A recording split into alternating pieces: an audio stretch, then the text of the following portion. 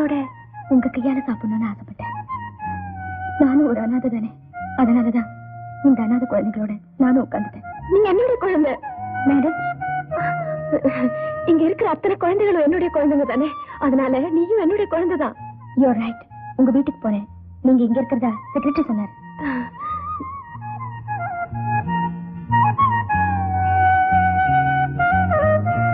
கல்யாணம் கூட செய்துக்காம அவங்க சம்பாதிக்கிற பணத்தை எல்லாம் அநாத குழந்தைகளுக்காக செலவு செய்யறாங்க. அவங்க தியாகத்தை எவ்வளவு புகழ்ந்தாலும் தகும். உண்மைதான் சிஸ்டர். என்னம்மா மேடம், நீங்க போகும்போது நானும் உங்களோட வரேன். உங்க கூட கொஞ்சம் தனியா பேசணும். வா மேடம். இதுவரைக்கும் நீங்க கல்யாணமே செஞ்சுக்காம நீங்க சம்பாதிக்கிற பணத்தை எல்லாம் அநாத குழந்தைகளுக்கே செலவு செய்றீங்க. அந்த சேவை உங்க மகத்தான தியாகத்தை பார்த்து ரசிகைங்கிற முறையில நான் ரொம்ப பெருமைப்படுறேன். ராதா, அவங்க சொன்னது உண்மை இல்லை.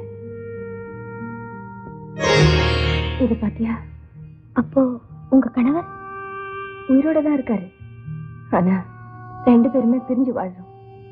காரணம், எளிமையான குடும்பமா இருந்தாலும் நாங்க சந்தோஷமா தான் வாழ்ந்துட்டு இருந்தோம். ஒரு சமயம் என் கணவர் ஊர்ல இல்லாதப்போ என் குழந்தையோட உயிரை காப்பாத்த எனக்கு பணம் தேவைப்பட்டது. ஒரு விளம்பர படத்துல நடிக்க சந்தர்ப்பம் வந்தப்போ முதல்ல மறுத்தாலும் என் குழந்தைக்காக நடிக்க ஒத்துக்கிட்டேன். அதுல கிடைச்ச பணம் தான் என் குழந்தையோட உயிரை காப்பாத்துச்சு.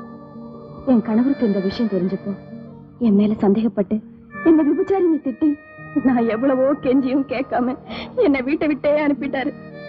கெட்டு போகணும்னா எந்த துறையிலையும் கெட்டு போகலாம். எனக்கு தாலி கட்டின அந்த ஒருத்தருக்கு தான் இதுவரைக்கும் நான் மனைவியா வாழ்ந்துட்டு இருக்கேன். அவரை சந்திச்சு சமாதானப்படுத்தணும்னு எவ்வளவோ முயற்சி பண்ணேன். ஆனா அவருடைய இருப்பிடமே எனக்கு தெரியல. 16 வருஷம் முடிஞ்சு போச்சு. ராதா, நீ ஏன் அழுத? உங்க கதையை கேட்டு நான் கலங்கி போயிட்டேன். உங்க வாழ்க்கையில இவ்வளவு துன்பம் இருக்கும்னு நான் நினைக்கவே இல்லை. ஆமா, என் வாழ்க்கையில எவ்வளவு மாற்றங்களை சந்திச்சிட்டேன். என் எதிர்காலத்துல இன்னும் சில திருப்பங்களுக்காக காத்துக்கிட்டு இருக்கேன். ஆமா, உனக்கு எப்போ கல்யாணம்? அத எங்க அப்பா தான் முடிவு பண்ணணும். நான் ஒரு ஜோசியம் சொல்லட்டுமா? உனக்கும் சுரேஷுக்கும் கல்யாணம் நடக்க போகுது. அது நடக்காது மேடம். ஏன்? அவங்க வசதியானவங்க, பணக்காரங்க. ஏங்க எங்களோட சம்பந்தம் பண்ணிக்க அவங்க தயாரா?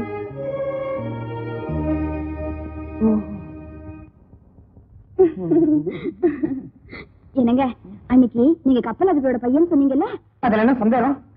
அது இல்லைங்க, உங்களை எங்க அப்பா அம்மா கிட்ட அறிமுகப்படுத்தி வைக்க போறேன். உங்களுக்கு கப்பல் இருக்குன்னு தெரிஞ்சது செந்துருவாங்க. நான் கூட உங்க அப்பாவை யாரது நிக்கல்சன் பிக்கல்சன் மேனேஜர் அந்த ஆளை சந்திக்கணும்னு துடிச்சிட்டு இருக்கேன். ஒரு நல்ல நாளா பார்த்து வந்துடுறேன். Thank you dear. It's all right, it's all right. அம்மா, இன்னைக்கு அவர் வரப்போறாரு. எவரடி? அதாம்மா, சிங்கப்பூர் பணக்காரரு, கப்பலுக்கே சொந்தக்காரரு. அவன் வலையில விழுந்துட்டானா? ஆமாமா, இன்னைக்கு அவர் உன்னை பார்த்து பெண்ணு கேட்க போறாரு. கல்யாணத்துக்கு அப்புறம் கப்பலே ஹனிமூனா. நிஜமாவா?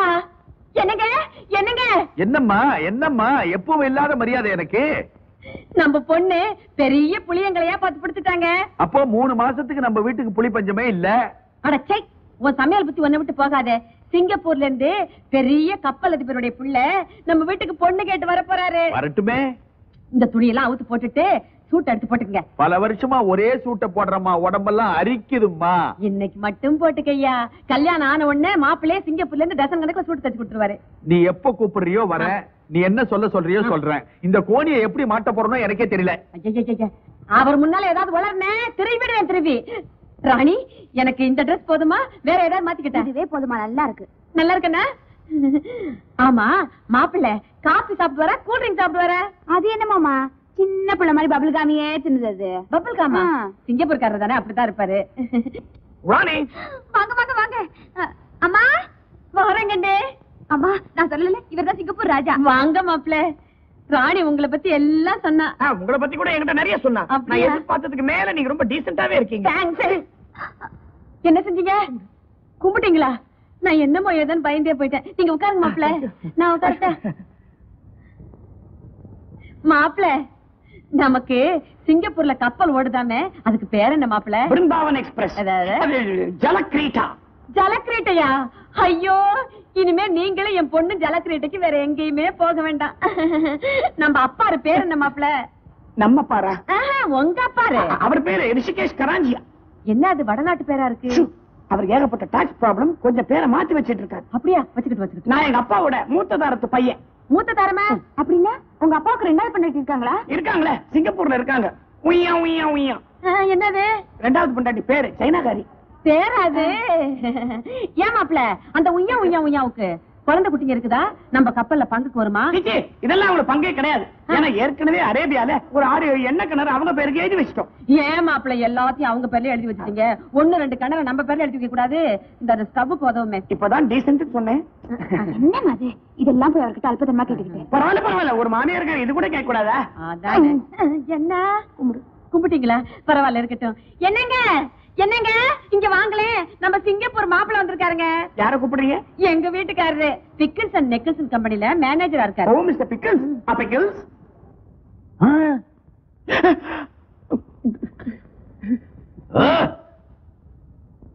இவரா? நீயா? இவரா சிங்கப்பூரா? இவரா நிக்கல்சன் மேனேஜர்? ஆமா மாப்பிள்ள, உங்க மாமனார் ஏற்கனவே தெரியுமா உங்களுக்கு? என்னங்க, நம்ம மாப்பிள்ளைக்கு சிங்கப்பூர்ல கப்பல் ஓடுது, அரேபியாவில என்ன கிணறு இருக்கு. இந்த அல்பிக்கு காகித கப்பல் கூட கிடையாது. இந்த மூஞ்சிக்கு என்ன கிணறு வேறவா? நான் பெத்த மகளே உன்னை கவுத்துட்டாம்மா. இவன் நடிகை மகாலட்சுமி வீட்டுல செக்ரட்டரி வேலை பாக்குறான். எடுபடிமா எடுபடி. கப்பல் கவுந்து போச்சா? என்ன கிணறு வத்தி போச்சா? அப்போ நீங்க சொன்னதெல்லாம் பொய்யா? நீங்க மட்டும் என்ன பெரிய ஹரிச்சந்திர பரம்பரையா?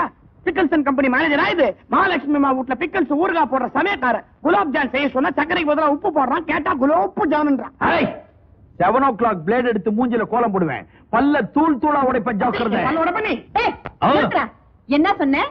ஜலக்கிரீட்ட உய்யா உய்யா உய்யா. வப்பம் பேர் என்ன? கராஞ்சியா. அரஞ்சன.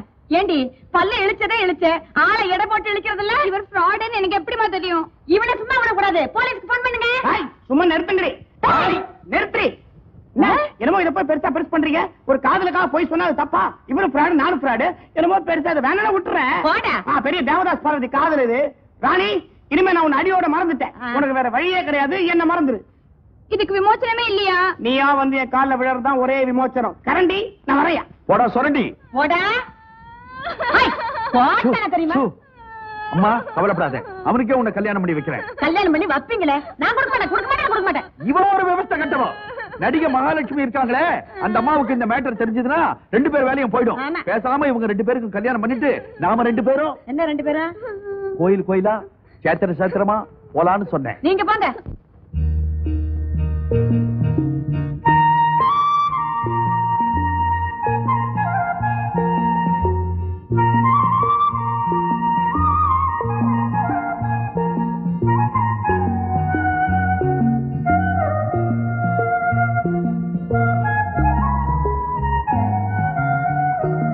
வணக்கம். நீங்க மறுபடியும் உங்களுக்கு தொந்தரவு கொடுக்கவோ உங்க பண்புள்ள வாழ்க்கைக்கு களங்கம் ஏற்படுத்தவோ நான் வரல. உங்களுக்கு கொடுத்த வாக்குறுதிய சாகர வரைக்கும் காப்பாத்துறதா நான் முடிவு பண்ணிட்டேன். அதை பத்தி நீங்க கவலைப்பட வேண்டாம். ஆனா இப்ப ராதாவுடைய மகிழ்ச்சிகரமான எதிர்காலத்தை உருவாக்க வேண்டிய கட்டத்துக்கு நீங்க வந்திருக்கீங்க. என்னுடைய கடமையை பத்தி எனக்கு தெரியும். அதுல எனக்கு சந்தேகம் இல்ல. மிஸ்டர் மோகன்குமாருடைய மகனை ராதா காதலிக்கிறதும், ஆனா அந்தஸ்து காரணமா அந்த கல்யாணம் தடைபட்டு போனதும் எனக்கு தெரியும். ஏற்றத்தாழ்வினால இந்த கல்யாணம் நின்னு போயிடக்கூடாது. எவ்வளவு செலவானாலும் நான் தர தயாரா இருக்கேன். ராதா சந்தோஷமா வாழணும்.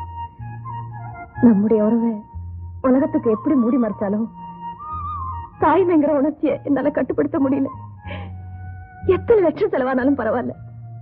மன்னிக்கணும். அந்தஸ்து காரணமாவோ ஏழை பணக்காரங்கிற வித்தியாசத்தினாலேயோ இந்த கல்யாணம் நின்னு போல. இந்த கல்யாணம் நின்னு போனதுக்கு காரணமே நீங்க தான். நானா?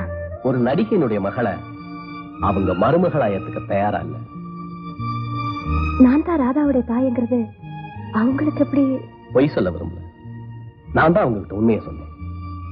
நீங்க செய்யற தொழிலுக்கு சமூகத்துல எப்படிப்பட்ட மதிப்பு இருக்குங்கிறத இப்பவாவது புரிஞ்சிருப்பீங்கன்னு நினைக்கிறேன்.